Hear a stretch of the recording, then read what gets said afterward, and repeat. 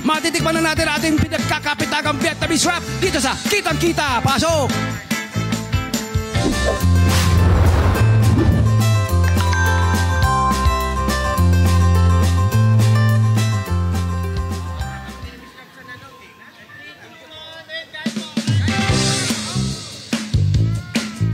Wow! Ay, magaling din. Magaling din to. Aba! Namamapak! I love it! Sabi niya kanina, I love it! Saan mo kinuha yan? Saan mo? Binili mo ba yan? Yes! Kay Aling Renita. Aling Renita tayo, let's go! Ano ba yung binibida niya? Pakita nga natin yung binibida niya yan. Aling Renita! Ano yung binibida natin? Yun oh! Napakasarap. Tignan mo naman yan. Yes, welcome natin sa LTE, Nanay Renita Santos. Kasama ang kanyang anak na si Mika Santos Manuzon, na kung saan ipiniflex po ngayon ang napakaganda nilang veggie wraps. Hi, good morning, Nanay Renita. Good morning po. Good morning, Mika. Good morning. Ang ganda naman ni Mika. Asa na si ate? Parang gusto niyang kunin lahat eh. Pero kasi masarap. Mag-start na tayo. Nako! Napakaganda ng inyong Vietnamese wraps. No, ang lalaki. Hindi tinipid. Nanay Renita, ikaw ba yung nakaisip nito at paano mo naisipan niya na dapat veggie wraps ang gawin mong negosyo? Eh, para mga iba naman po. Kasi usually, mga dyan sa Riwala. Kaya yan ang tunay namin. Tinangkilik naman. Kumusta? Kumusta po ang pagtangkilik ng mga taong mabilis? Binabalikan siya. Wala kasi. Binabalik-balikan siya. Kabubunot lang. Paano po ninyo parang minarket ito? Ano ba, mula sa mga tao-tao lang? Mga Mag-anak kaibigan. namin, kaibigan, hanggang sa kumalat na po siya. Nag-ano na po kami ng internet, sa internet, Oo, sa page. mula sa magkanong parang puhunan ang ginawa nyo? 3,000 po. 3,000? Oo, Mga ilang veggie wraps ang nagawa mo? Mabot po kami minsan ng 100 rolls. Oh, wow!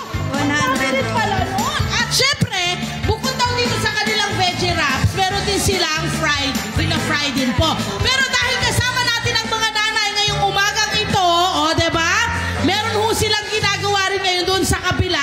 Ipinapakita sa kanila kung paano nga ba ang paggawa nito. Nagde-demonstrate na siya. Yes! Para na to live na cooking class. Yes! Kasi nga naman, maaari na naman ang kapulutan nila ng negosyo idea, di ba, Mami? Correct. At So, paano po ba ito? Ano po ba yung ipinapalaman natin doon sa ating mga veggie wraps? Kakaiba ito ha. Anong meron dyan? Ito po yung fried roll. Kaya may ano po to, chicken and shrimp po. Okay. Tapos may toge, tsaka po yung spring onion. Okay, yung fresh naman natin, Yung fresh po, cucumber, carrots, shrimp, tsaka po yung pork po na tinitimplahan po mismo namin. Yung sesame seed po. Tsaka po yung crab sticks. at meron daw kayong mga homemade din na mga sauce or mga dip. Yes po. Yan po yung ginagawa talaga ni Mami. Siya po yung pinaka-special namin sa spring roll. Ngayon, Babasahin lang natin turuan at bahagya lang. Ang ating mga Konti lang. mami. Ano yung ginagawa ni Nanay Pwede Renita basa. doon? Ayan, Pwede mo bang itong hawak sabayan? nila yung rice wrapper. Ito Ano na, yung ginagawa ni Nanay Renita doon? Yung fresh po. Yung Konti fresh po lang yung siya. tinuturo niya sa kanila. And then, Kita ko dinidip niya yung kamay niya Ilalagay doon step sa... by step natin, Oo, okay? doon Yung sa rice ano. wrapper. Anong ginagawa? Dalawa. Dinidip yung kamay sa tubig? Yung rice wrapper po babasain ng konti. Kasi para lumambot. Oo, tapos ilalagay po yung lettuce. Lettuce muna tayo, mga nanay. Sunod po yung cucumber, tsaka carrots, tsaka... Okay, lalagay muna. Meron din ako nakikita na noodles. Anong Noodles klaseng naman, noodles yung susunod. nilalagay nila? Yung natural na noodles lang. Pang-bihon? Sotanghon, Bihon sotanghon, daw. vermicelli, Vermicelli. bihon. Ayun. Yun daw. Okay, nilagay so na. kailangan niluto muna yon yung ating bihon. crab siya. Crab. Pero walang lasa. Fold nyo na ganyan. Okay, sunod na ilalagay. Ito na, nilagay na yung No, yan. shredded Later na yan, carrots, tapos yung crab stick. Okay. Ayan, And tapos then, ma'am, mag-ano kayo ng pork? Ilalagay pork nyo. naman, ilalagay Oho. daw doon sa gilid. No. Doon naman. Dito. Ayan.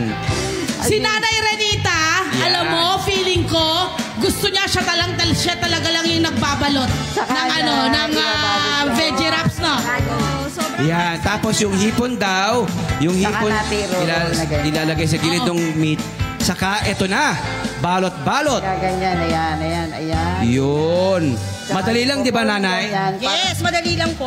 Yun. Ayan, ipapakita naman ngayon sa atin ni Mika kung paano ang pag-fry nung ating fried wrap Kasi may naman. version, ito fresh to. Yes, may yan naman fried. pwedeng fried. Tignan nyo naman yan. May fried tayo.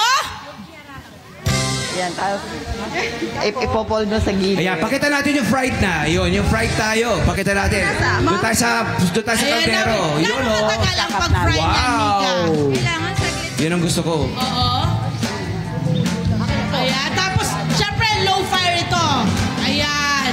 Oo, kailangan low fire lang para hindi masunog. Sunog yung labas pero yung loob hindi rin crispy, hindi rin ma-okay. Ayan. So, ang susunod dyan, ano na, kumusta na dyan yung mga nagre-wrap? Ay, pakita natin yung mga finished product natin. Pakita natin yung finished product natin. Mami, ang Pakita galing! natin. Yun, oh.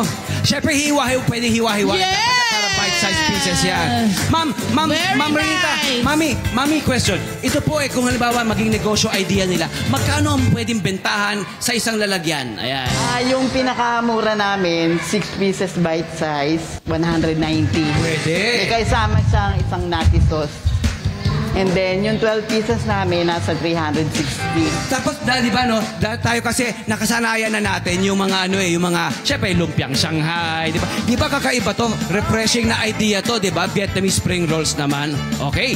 Next. Syempre pa, kung gusto nyo po na mag-level up ng taste, abay nilalagyan din po nila ito ng mangga. Kung gusto nyo. Sarap. Depende po actually na ano to nako-customize. Pwede i-customize, 'di ba? Yung inyong mga veggie wraps. Okay, meron ba kayong mga malakihang order? Meron kaming pang mga okasyon po. Sobrang, Ilang piraso ang laman? parang 42 pieces po yung isang, Kano 'yon? 1,380 lang. Malayo na mararating nun. Pero kasi Fred, nakita mo yung kanilang veggie wraps, hindi talaga tipid. Siksik na siksik. Hindi, tsaka ang laki, mahaba. Pakita natin. Mahaba Eto na, siya. nandito tayo. Yan. Yung usual veggie wraps na nakikita ko, kalahati lang yan. Pero yung sa kanila, ang laki, ang haba. Tama. Sulit na, at 42 na ganon, 1,000 plus lang, napakamura, my friend. Oo. Dito naman tayo kay Mami. May katanungan Yes. ng ating mga kabarangay. Mula sa Facebook page natin, may katanungan si Ma'am Jessica Rodriguez. Payo sa mga, ano pong pangapayo nyo raw po sa mga may ipinagmamalaking recipe na gustong gawing negosyo ito, Ma'am? Ano ba ang tamang diskarte po? Ang tamang diskarte, kailangan matyaga ka. Tapos, kailangan, huwag kang susuko.